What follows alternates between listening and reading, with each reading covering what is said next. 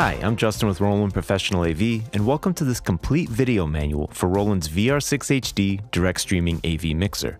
The VR6HD has 6 HDMI inputs that are freely assignable to the switcher buttons and composition layers. There are also 3 HDMI outputs and LAN and USB streaming outputs.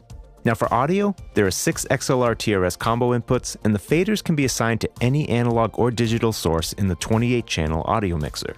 The VR6HD is an all-in-one solution that's loaded with features, so I'll walk you through everything that this switcher can do.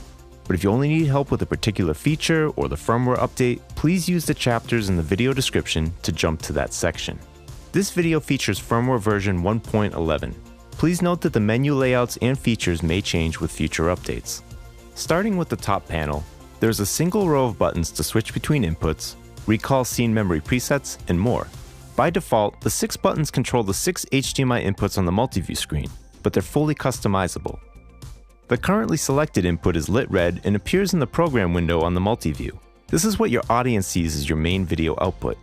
Above that are the mode buttons to change what the switcher buttons do. You can use them to select an alternate aux video output source, recall a scene memory, or run a macro which contains multiple commands. To the right of that are the controls for transitions and panel operation, which you can use to either cut, mix dissolve, or wipe from one input to another, as well as 2 split screen modes and operating the sequencer for events. Above that are the controls for the 2 picture-in-picture windows and downstream keyer for graphics. The audio mixer on the left has controls for 7 mono or stereo audio channels, which you can customize to include any source in any order you like. For example, if you want to use an audio mixer channel to control HDMI input 2's audio and mono, you can quickly reassign and configure it by pressing that channel setup button. Above the mixer are the level knobs for the aux audio output buses, the streaming and recording levels, 3 audio effects, which can be customized, and 6 pads to play imported music and sound effects. To the right is an LCD screen multi-view in the menu controls. The monitor buttons let you change what you see on the LCD screen and can be customized in the system menu. Some monitor modes can also be assigned to video outputs. And finally, the output fade button by default fades out the audio and video, but you can customize this in the system menu. On the back panel, from right to left, are 6 HDMI inputs. By default, they appear as video 1 through 6 on the multi-view. If you later customize the multi-view, you can still assign inputs and still images to the picture-in-picture and downstream key composition layers, even if they're not visible on the multi-view. All 6 HDMI inputs have scalers, which are flexible with older equipment that does not output HD video. Another advantage to scalers is they resize and reposition the source, which, for example, can be helpful if you want to hide the taskbar from a laptop. The 3 HDMI, LAN, and USB streaming outputs can be customized to output program, aux, multi-view, and more, giving you flexibility and reducing the need for signal converters, as multiple outputs can share the same video bus. Note that when you open the menu, it'll appear only on the LCD screen. Next to the USB streaming output is the LAN port for streaming directly without a computer, as well as connecting compatible PTZ cameras and third-party control systems. Along the top are 6 XLR TRS combo inputs that support both microphone and line level signals. There's an additional stereo RCA line input, and although all video and streaming outputs have embedded audio, there are also XLR and RCA outputs for connecting speakers and recorders. The 1/4-inch CTL EXP inputs are not for audio. They're actually for foot switch control. If you connect a compatible Boss foot switch, you can set it up to control the VR6HD. The Tally port is for connecting a compatible Tally light system, as well as 8 general-purpose inputs for customized control. There's also an RS-232 port for connecting to third-party control systems if you do not plan to use the LAN port for that. And the power supply is the PSB14U. If you need a replacement, please contact your dealer or visit roland.com/backstage and submit a parts request. On the front side panel, the USB host and SD card ports are used to import still images and video clips, as well as back up your settings. The USB host port is also used for firmware updates, and you can record directly to an SD card. And finally, there's an 1/8-inch output for headphones with a volume knob. To open the main menu, press the menu button and use the value knob to highlight a submenu, and push the knob to enter it. You can also tap it with your finger. Once you get to a setting you want to adjust, push the knob to highlight the value. If the setting is a number or a list, rotate the value knob to adjust it, and push the knob again to confirm your selection. And a trick to adjust the number settings faster is to hold down the knob while twisting it. Tapping the return arrow or pressing the exit button will go up one menu level, while pressing the menu button will exit it completely. If there's a feature you use a lot, you can assign it to a user button on the LCD screen to quickly access it. To do this, open the dashboard menu and change LCD Assign A and B to either user button 1 and 2 or 3 and 4. Note that the LCD and HDMI multi-view output have separate dashboard settings. When you connect video sources to the VR6HD's inputs, they will quickly appear if assigned to the multi-view. Because they have scalars, your HDMI sources don't need to have the same resolution as the system format setting, which is in the system menu, but it is a good idea to match it if possible. By default, this is 1080p resolution. That means your sources can be either 1080i or 1080p. If your source is 480p or 720p, the scaler will resize it to 1080p. If you need the VR6HD to instead output 720p, just change the system format setting. The VR6HD will automatically convert frame rates, so your sources can be a mix of anything between 23.98 and 60 Hz. The default output frame rate is 59.94 Hz or 50 Hz, depending on your country's video standard. Note that all HDMI outputs match the system format and frame rate settings, with the option to choose between 1080i and 1080p for each output individually when the system format is also 1080. The LAN and USB streaming outputs can be independently set to 1080p or 720p, with the option to cut the frame rate in half if the system frame rate is higher than 30 Hz. In the Video Assign menu, you can customize the video inputs and outputs. Inputs 1 through 6 are the video switcher channels and can be any video input, still image, or the video clip player, making it fully customizable. For each of the 5 video outputs, you can assign them to any of 6 buses, and as we mentioned earlier, more than one output can be assigned to the same bus. Program and subprogram are what your audience sees. It is the selected input plus transitions and composition layers. The aux bus is independently switchable from program. This can be helpful if you want to send a PowerPoint to in-house displays or set up a confidence monitor on stage for your presenter. You can customize which composition layers are visible on program, subprogram, and aux using the layer settings submenu. This is helpful if you want subprogram to be a clean version of program without any overlays, or if you have a hybrid event with different composition layer needs for the in-house and the livestream feeds. Changing the output assignments is necessary to set up the aux video output. For example, you have Camera 1 on program assigned to the USB streaming output for your livestream, and you have a PowerPoint as the aux assigned to an HDMI output for an in-house projector, assuming your audience does not need to see the cameras on the projector. You can also assign any of the 2 multi-view types to a video output. There's a standard multi-view, which is what you see by default on the LCD screen, as well as still view for all of your still images. In the video input menu, you can adjust each of the HDMI inputs. The input status helps you troubleshoot the connection and see what its resolution and frame rate is. Below that are settings to flip the image and adjust how it looks. The HDMI inputs have additional settings including EDID, which can be helpful for troubleshooting. Otherwise, leave it at its default internal setting.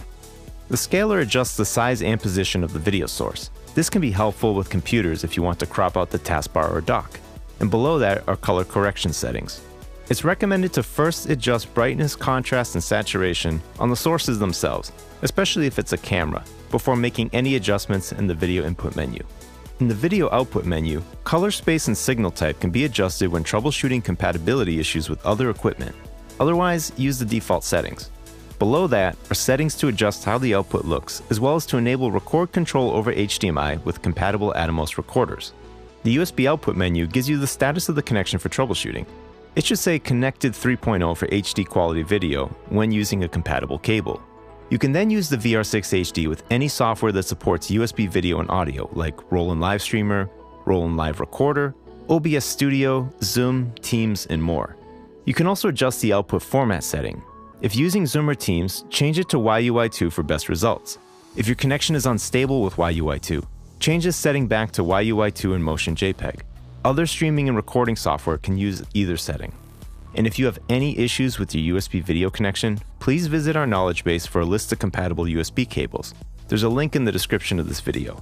The reason for this is that not all USB-C cables support super speed data transfer. Some are designed only for charging devices. In the audio menus, you can mix and process audio from the analog inputs, each video input, as well as the USB streaming port and wirelessly with Bluetooth. Each source can be processed with effects like equalization and compression. Audio in 1 through 6 have settings for phantom power if you're using condenser microphones, and stereo link if you want to combine 2 inputs. This setting pans those inputs all the way to the left and right and gives you control of both using only one fader. Input level adjusts the source in the audio mix. If it's a microphone, you first want to set the level using the analog gain setting for that audio source. In most cases, line level sources do not need any analog gain. And it's not recommended to use digital gain to boost a low signal, as that can add noise. Digital gain is typically used to match the audio level if the equalizer and compressor change the level noticeably. And if you're not using an HDMI source's audio, it's a good idea to mute that source. Also, if your HDMI source has more than 2 audio channels, you can select a different pair of channels to mix.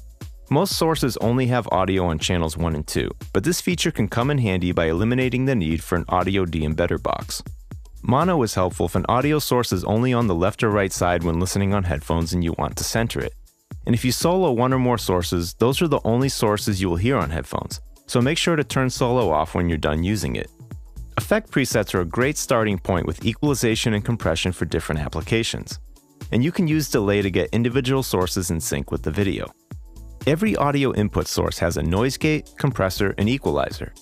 Audio inputs 1 through 6 also have a de-esser, and audio inputs 1 and 2 add a voice changer, echo canceller, and anti-feedback. Let's take a look at how each effect can enhance your audio sources. The noise gate mutes the audio when it falls below the threshold level. Increasing the release time can make this effect sound more natural, but setting that value too high can make ambient noise noticeable. The compressor lowers the level of audio above the threshold level.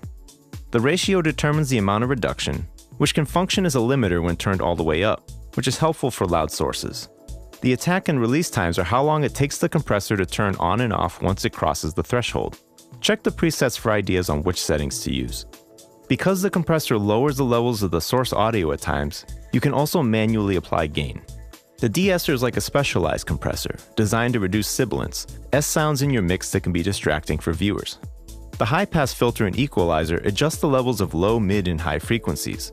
Use the high-pass filter with voices that have a lot of low end, especially when using a dynamic microphone. You can drag the 4 dots to adjust the equalizer bands, or tap a dot and use the settings above them. For the 2 mid bands, you can also adjust its Q factor to make the frequency adjustment wider or narrower.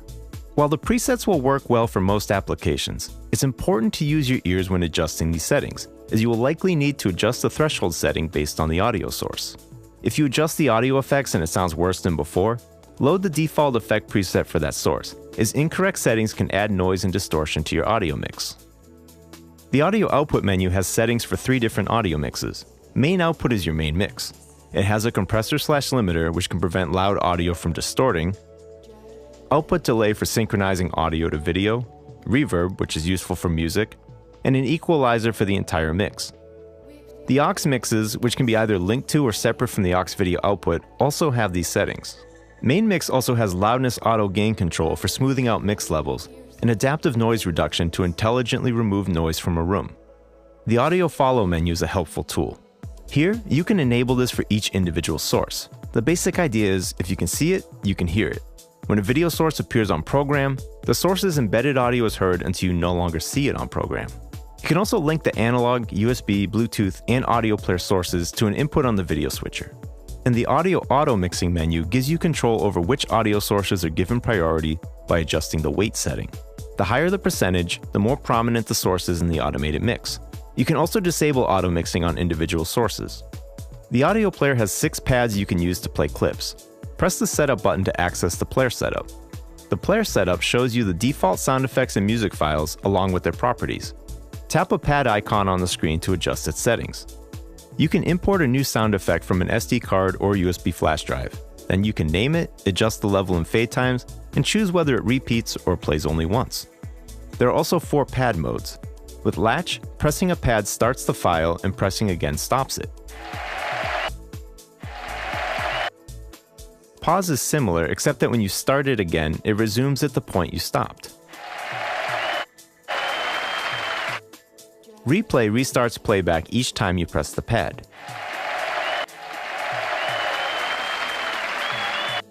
And momentary stops as soon as you let go of the pad. The 3 playing modes are helpful for managing playback. BGM mode is for music, so that only one song will play at a time. This is helpful if you have multiple music cues and you want a clean transition between songs. Just make sure to set up the fade times for each file if you want to crossfade the music. SC mode is for sound effects, allowing you to have multiple pads playing at the same time. And solo mode is for audio files where you want all other pads to stop playing when you start it.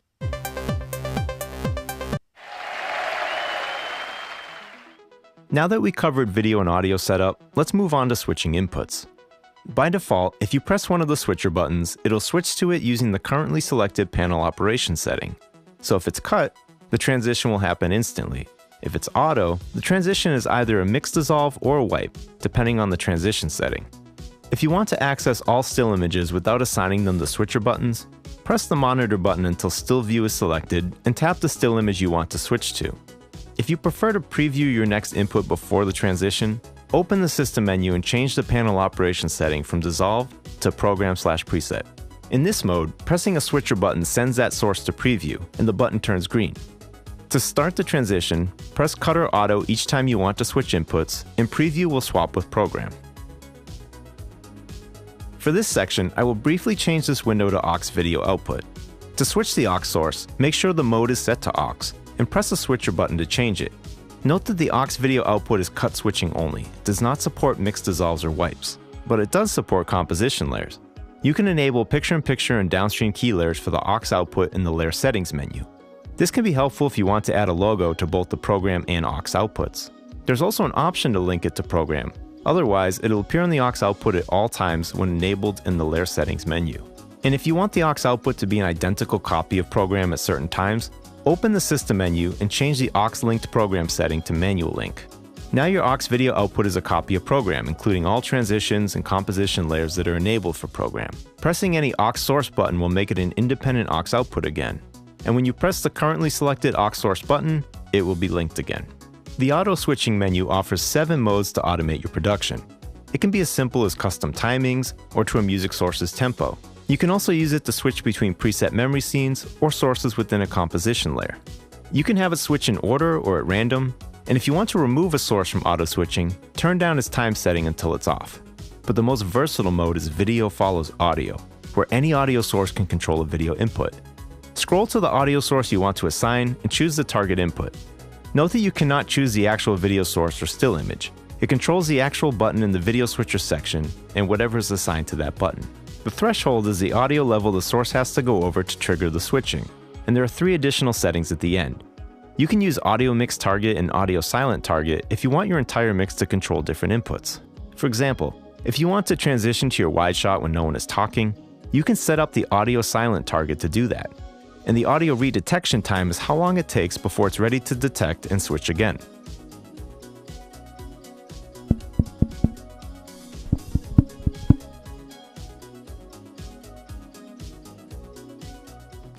Picture-in-picture is a window on top of your full-screen background video source. With the VR6 HD, they can be fully resized and cropped, and can be even used with a green screen or graphic overlay. To start, open the Picture-in-Picture/DSK menu and select Picture-in-Picture 1. Press the Preview button, and here I can adjust the size and position using the touchscreen. Below that are additional settings including source selection, transition time, cropping, and more. Note that you can use the video input buttons to change the source while in this menu. There are 2 picture-in-picture layers that have a fixed order. 1 is on the bottom and 2 is on top. If you want to duplicate or swap them, tap the Copy/Swap button and choose an option. If you want to use the picture-in-picture for a green screen or graphic overlay, change the picture-in-picture type to chroma key. We'll cover keying later when I show you how to add graphics. When you're ready to bring the picture-in-picture to program, press its Program button. You can adjust the length of the mix transition using the time setting. You can also control this feature using the VR6 HD software for Windows, Mac, and iPad, adding flexibility to your workflow. You can find it on the Downloads tab of the product page or on the iPad App Store. We'll cover the RCS software and remote app in a future video. Now you may have noticed that the background source and picture-in-picture window are switched independently. If you want to link them together so that your transitions will swap everything in preview with everything in program, turn on Effects Transition Sync in the System menu. And if you only want to use this feature at certain times, you can set up a dashboard user button to turn that on and off. There's also a split screen mode, which you can enable by pressing the split button in the transition section. There are additional options in the transition menu to adjust the split type, center position, and border. When the split button is red, pressing a switcher button will select the source from the left or top side, and when it is green, press pressing a switch or button will select the source for the right or bottom side. Note that the split mode will appear on both program and preview as a cut transition. You cannot use a mix or wipe transition with it. If you want to fade to a split screen layout, set up the two picture-in-picture windows to each take up half of the screen and switch to them using a scene memory or macro, both of which we will cover later. Next is the DSK, or downstream keyer, which is used primarily to display graphics like someone's name, a logo, or any image where you want the background to be transparent and overlay it on top of your program video.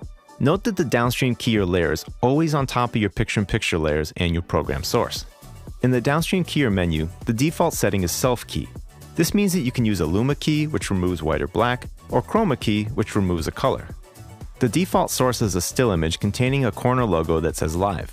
Turn the level and gain settings all the way down, and you'll see that the logo has a black background, which disappears when I turn up the level.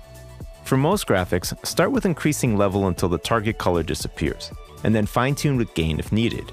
I will change this to an input with a slideshow of graphics I created. Here, you can see a limitation of luma key.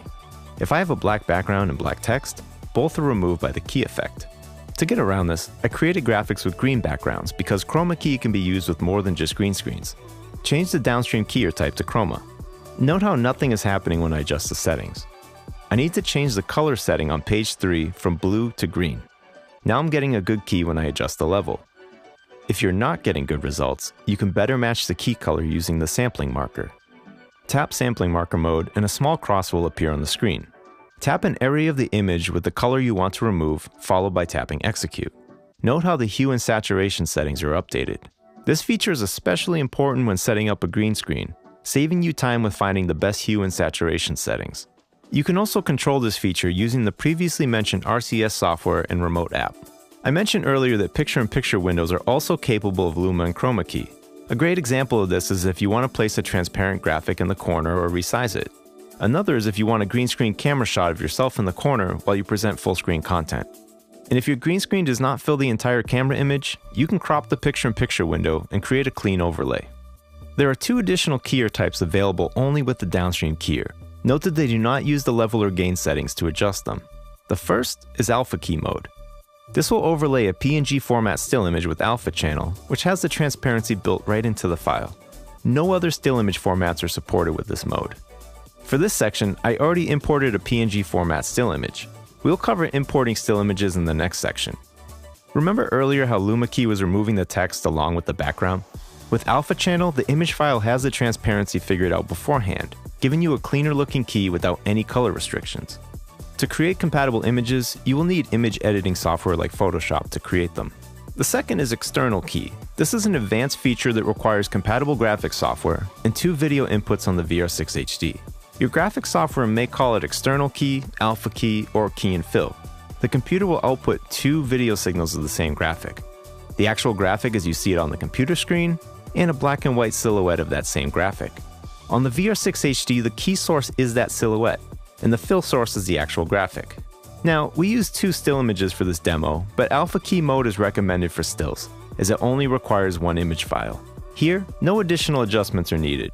The silhouette acts as the alpha channel, telling the keyer what to remove. This is the best way to key a sequence of complex graphics with detailed edges or animations, with no color restrictions. The VR6 HD supports up to 16 still images stored internally. You can import still images from an SD card or USB flash drive using the still image menu. Or you can capture a still image from a live video input by selecting Capture Image in the video menu and following the steps on the LCD screen. When you load a still image, you will see a list of files on the SD card or USB flash drive. To import correctly, first format the drive in the VR6 HD's SD card/USB memory menu. A USB drive with 16 GB or less is recommended. The image file needs to have a name of up to 64 letters and numbers without any spaces, and the format added to the end. .bmp for bitmap, .jpg for JPEG, and .png for PNG files. The image's pixel dimensions also need to match the system format setting on the VR6 HD. That means if the VR6 HD is set to 1080p or 1080i, the image needs to be 1920 by 1080 pixels, and if 720p, 1280 by 720. Note that software like Photoshop refers to these numbers as an image's dimensions, whereas video products typically consider them as an image's resolution. In Photoshop, resolution is typically the number of pixels per inch if you were to print an image on paper. As you've seen throughout this video, a still image can be assigned to a video input, a picture-in-picture source, a downstream keyer source, or even an output fade source. And note that all input connectors in still images are active, so they do not need to be visible on the multi-view in order to use them with a picture-in-picture or downstream keyer. Here you can see the bottom half of the multi-view only shows the sources mapped to switcher buttons 1 through 6. In addition to importing an image, you can save an image you captured to an SD card or USB flash drive, as well as delete imported still images individually. If you do not need your still images after using the VR6 HD, you can disable Store to Internal Storage in the Still Image menu. The VR6 HD can also import and playback video files. Open the Video Player menu to import files and make adjustments. You can also assign this menu to a user button. Here you will see the playback controls. You can also adjust the start and end times and enable looping. Tap the File Import button and choose a compatible video file from an SD card or USB flash drive. But before you play it, consider assigning the video player to a switcher button. You can also control this feature using the previously mentioned RCS software and remote app. Scene memories store and recall visual layouts and menu settings. Most of your settings are stored in a scene, so it's like a snapshot of your VR6 HD. One way to use this creatively is to create different picture-in-picture layouts and switch between them with a single button press. To recall a scene, press the Scene Memory Mode button, and the 6 switcher buttons below it will turn blue. If no scene is saved to any of these buttons, it will be unlit. Press any of the blue switcher buttons to recall that scene. Note that if you press an unlit scene button, it will load the default settings for the VR6 HD. But it's not the same as a factory reset, because only menus enabled and load parameter are affected, which we'll get into in a bit. To create or overwrite a scene, set up your program layout and configure your settings. Press and hold one of the 6 switcher buttons until they flash, confirming the scene was written. You can also add dissolve transitions to scene recalls by using the fade time setting in the Scene Memory Setup menu. When it's set to 0 seconds, it will cut instead of dissolving. If you set a fade time higher than that and recall a scene, it will dissolve out the picture-in-picture and downstream keyer layers, dissolve to the new scene's input, and dissolve the overlays back in. You can also choose which layers follow the fade time setting. In the Scene Memory menu, you can select up to 32 scenes. To see what's on program in each scene, tap the 2.8 View button on the LCD screen. You can also use this menu to name your scenes. If you change the name of any inputs, the changes will appear on the screen. You can also save, load, and delete scenes here. In addition to that, because you can use up to 32 scenes, there's a button assigned submenu where you can choose which scenes are assigned to the 6 switcher buttons. So when you create and edit them, you do not need them to be laid out in order. You can also control this feature using the previously mentioned RCS software and remote app. And to prevent certain groups of settings from changing with scene recalls, you can use the load parameter settings, located further down the menu. You'll see that the audio settings are disabled by default. Note that when you store a scene, it still stores the settings that were turned off in load parameter. They just won't be recalled. Only the following menus are affected by scene recalls: video assignments and input and output settings, transition menu, picture-in-picture, DSK settings, and for audio, audio assignments, input and output settings, audio follows video settings, as well as auto mixing. All other settings are treated at system level and can only be saved to a backup file on an SD card or USB flash drive. Macros are a list of commands that include switching between inputs, turning the downstream keyer on and off, audio adjustments, and much more. If you find yourself pressing several buttons to do a common task in your workflow, creating a macro will save you time and reduce mistakes. The VR6 HD can store up to 100 macros, and each macro can also recall scenes as well as other macros. Press the macro mode button and the 6 switcher buttons below it turn orange. If there isn't a macro in any of these slots, the button will be unlit. To run macros, press an orange switcher button or tap one in the macro menu. Remember to wait for the macro to finish before starting another macro, or you may interrupt the one that's in progress. Next, long tap a macro button and tap Edit. There are 16 built-in macros, so I will select number 7. While I can manually add my steps to the macro, I can also tap the record button to save time. As you press buttons and move knobs, you will see your actions appear on the edit list. Note that the knob values are not recorded until you stop moving it. You can delete steps from the list while recording, and once you tap apply, they are saved to the macro. Each macro contains up to 10 steps and can take place either after or at the same time as the previous step. You can also copy and swap steps and name the macro. To test a macro while editing it, tap Preview to watch it and decide if adjustments are needed. After the preview is complete, your settings will revert to how they were before running the macro. In addition to that, because you can use up to 100 macros, there's a button assigned submenu where you can choose which macros are assigned to the 6 switcher buttons, giving you added flexibility. You can also control this feature using the previously mentioned RCS software and remote app. The VR6 HD also has a sequencer mode, which lets you recall scenes, run macros, and even switch inputs from a list you set up beforehand. You can run the sequencer steps manually in order, or you can jump to a specific step, or you can automate the sequence to follow things that you set. To enter the sequencer mode, turn it on in the sequencer menu, then exit it. But before you start using it, tap the List Edit button to add steps to the list and move or copy steps within the existing list. It's currently at the start of the sequence, and we can press the Auto button to manually advance through the sequence, starting with Demo Macro 1 followed by Demo Macro 2. Notice that when I get to step 2, the Cut button lights up. This allows me to go to the previous step. I can also jump to a step in the sequencer by tapping the step and then tapping Jump. Note that if you use the Cut button or the Jump function, it will cut to the end of that step. No animation or transition will be visible.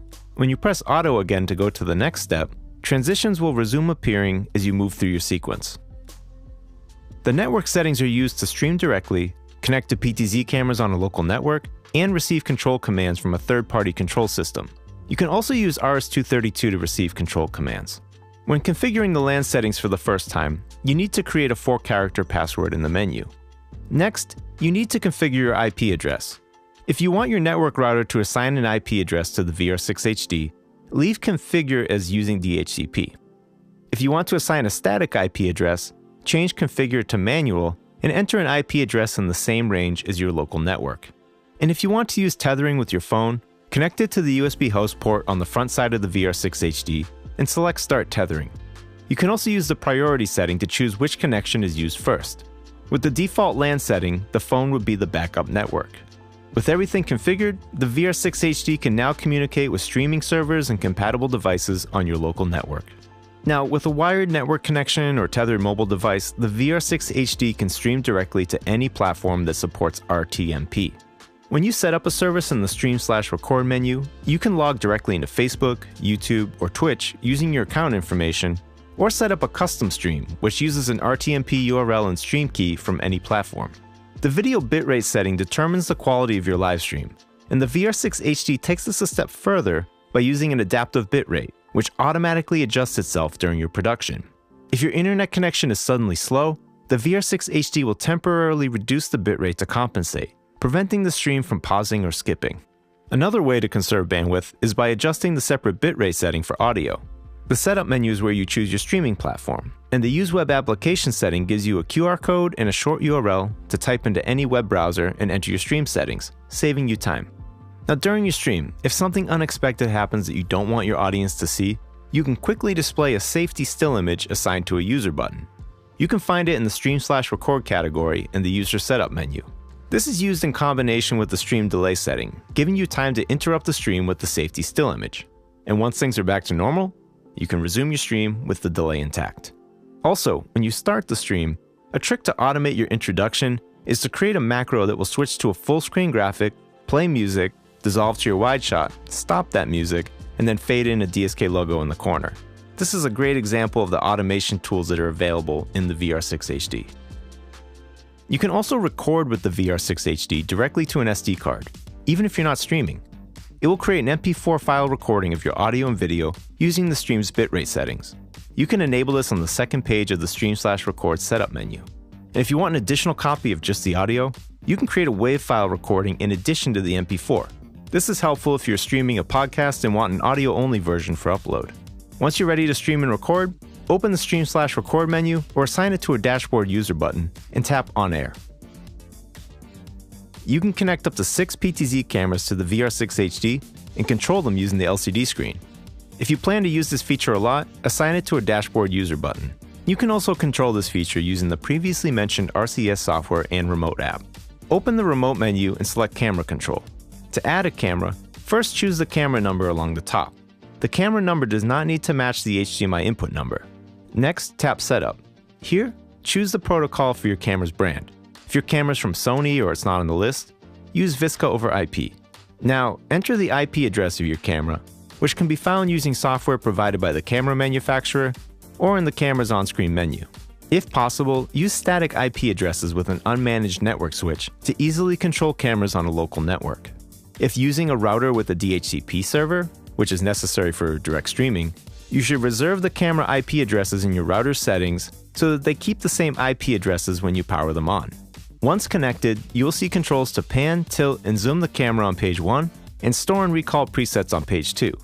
You can also recall a specific preset for all connected cameras by enabling all cameras load. If you want to recall different preset numbers for multiple cameras, create a macro that runs the recalls that you need. Foot switch control is a creative way to upgrade your workflow.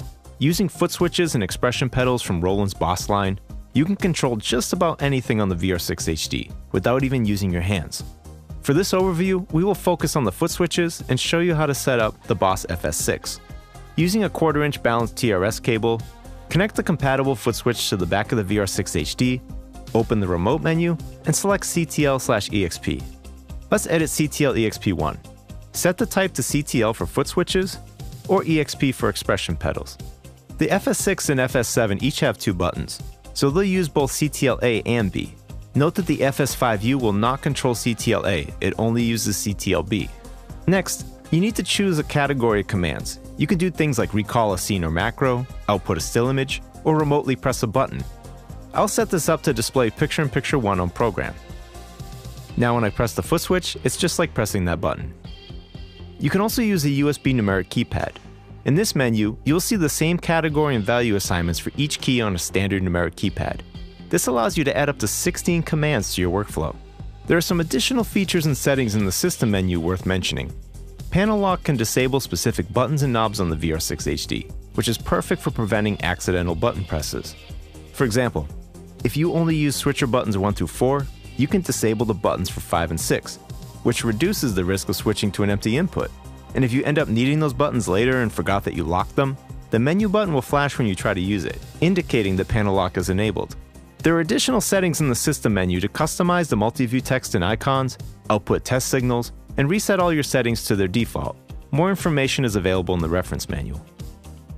To update the firmware on your VR6 HD, go to proav.roland.com, click on Streaming Switchers under Products, choose the VR6 HD, and scroll down a bit until you see Downloads.